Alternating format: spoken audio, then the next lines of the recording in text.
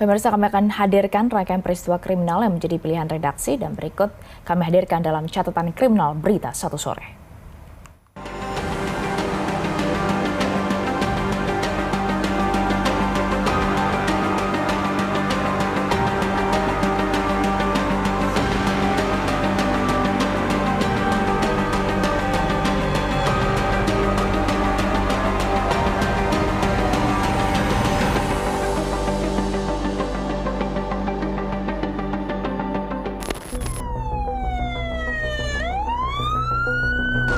Air susu dibalas dengan air tuba. Rasanya inilah peribahasa yang pantas disematkan kepada Rifki Aziz Ramadan, pemuda berusia 23 tahun yang tega membunuh ibu kandungnya sendiri.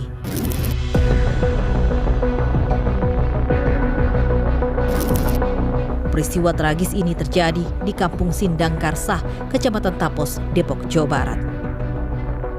Terungkapnya peristiwa ini berawal dari warga yang berhasil memergoki tragedi berdarah di rumah keluarga pengusaha kertas ini.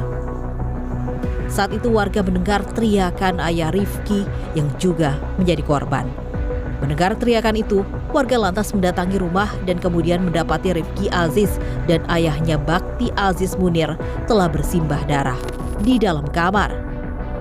Warga kembali terkejut setelah menemukan wanita parubaya yang merupakan ibu Rifki bersimbah darah pula.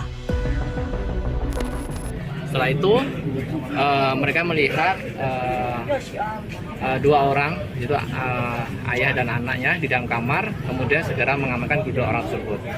Sebagian ada masyarakat juga mengecek ke belakang, ditemukanlah seorang perempuan di belakang.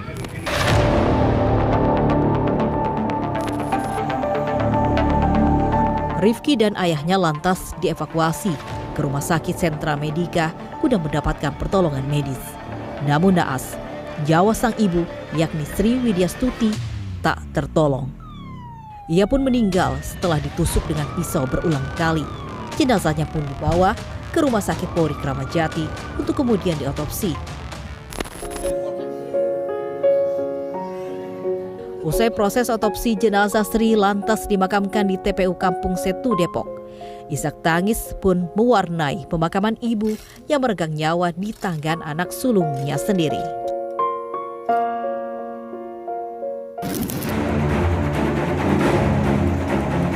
Polisi pun langsung bergerak cepat mendapat laporan warga. Mulai dari memeriksa tempat kejadian perkara hingga meminta keterangan sejumlah saksi. Hasilnya mengerucut pada nama sang anak, yakni Rifki Aziz Ramadan sebagai pelaku pembunuhan sadis ini. Motifnya pun diduga lantaran persoalan keuangan pada usaha keluarga itu. Dugaan kuat kami saat ini mengarah ke anak korban sendiri. Dugaan ini pun diperkuat dengan keterangan sejumlah saksi di TKP. Warga bahkan menilai Rifki sebagai sosok yang misterius. Sebab Rifki tak pernah bersosialisasi maupun mengikuti kegiatan warga. Kalau untuk R, kita nggak tahu persis karena dia juga jarang bergaul dengan teman-teman sedaya ini sepantarnya ya.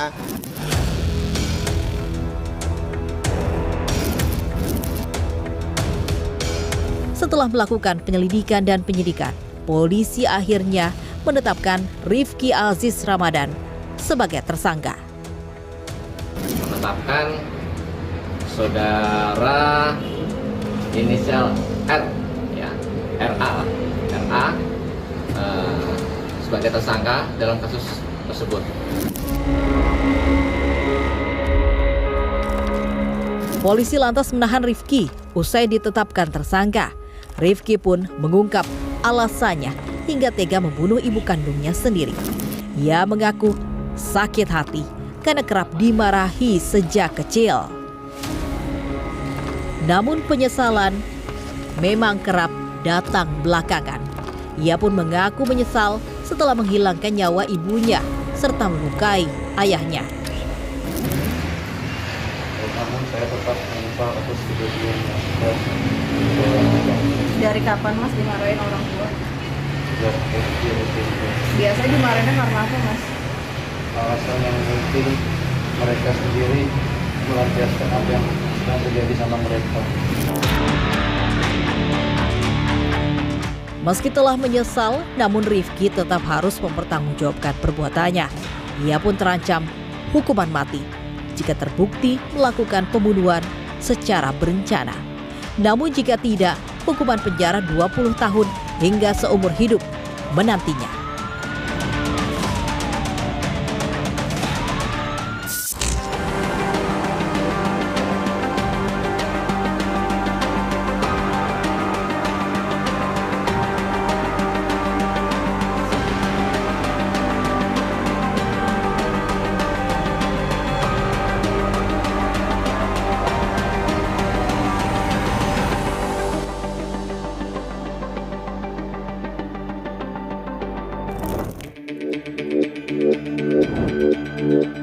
Lagi dan lagi, karena terdorong nafsu, seorang pria tega memperkosa wanita yang ditemuinya.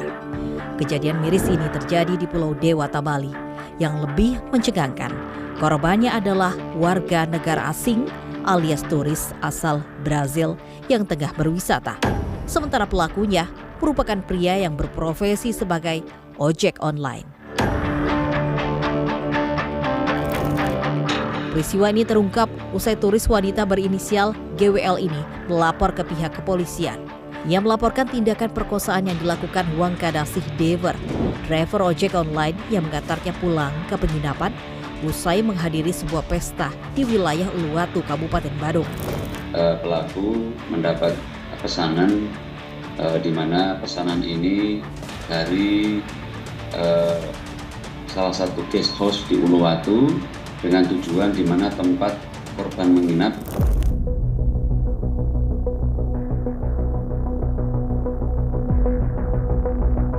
Korban awalnya tak mengetahui jika dirinya dibawa ke lokasi lain. Saat tiba di lahan kosong, Dever meminta korban untuk turun.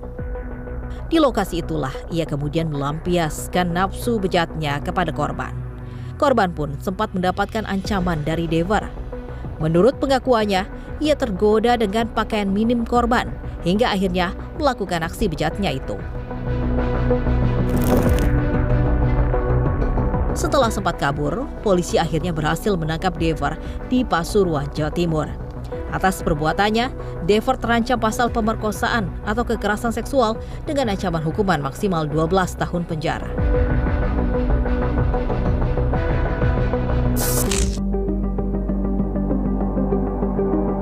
Bukannya memberi contoh perilaku terpuji seorang pembina Yayasan Pendidikan di Pontianak, Kalimantan Barat, justru berbuatan asusila. Ia tega menyetubuhi murid di yayasannya hingga berkali-kali. Mirisnya lagi, korban sempat hamil dan dipaksa untuk aborsi oleh tersangka. HS menyetubuhi murid di yayasannya itu sejak Juli 2022 saat korban masih berusia 17 tahun. Aksi bejatnya itu bahkan dilakukan sebanyak 5 kali.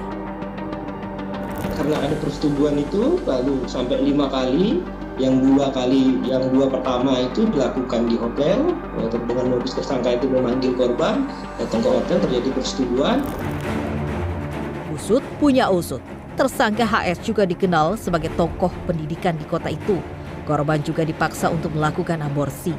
Namun, meski telah ditetapkan sebagai tersangka, polisi melakukan penangguhan penahanan.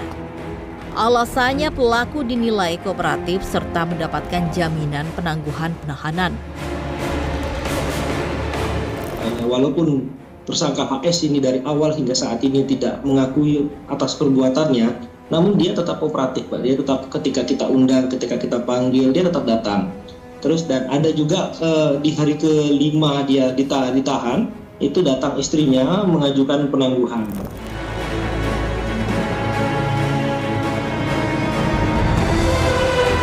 Meski tak ditahan, namun proses hukum terhadap HS tetap berjalan. Ia pun terancam dijerat pasal berlapis dengan ancaman hukuman maksimal 15 tahun penjara.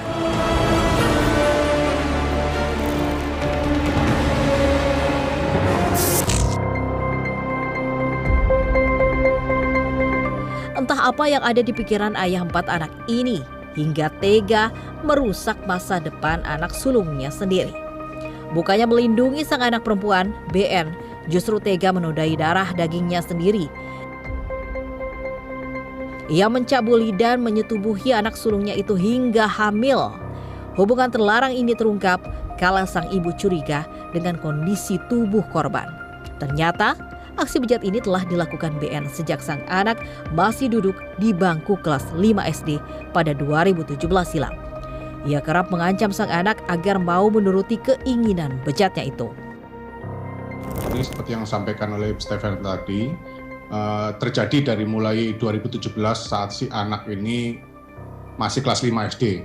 Jadi saat kecil untuk bapak atau orang tua kandung ini, ayah kandung, itu sering memandikan korban. Nah saat memandikan itu dari hasil pemeriksaan kita, pelaku merasa tertarik dengan anaknya. Sehingga ada niat jahat dari pelaku yang mencoba mendekati anaknya saat tidur. Mirisnya lagi, sang ibu ternyata tak mengetahui perbuatan suaminya itu selama hampir 6 tahun. Polisi pun mengungkap jika ibu korban sempat tak kooperatif dengan pihak kepolisian lantaran malu atas apa yang terjadi pada keluarganya. Kami juga ada kendala seperti yang sampaikan tadi, si ibu tidak mau mendukung kasus ini diungkap. Kini BN harus mempertanggungjawabkan perbuatan bejatnya itu. Ia pun terancam hukuman penjara maksimal 15 tahun. Namun, hukumannya bisa ditambah hingga 1/3 karena perbuatan bejatnya dilakukan terhadap anak kandungnya sendiri.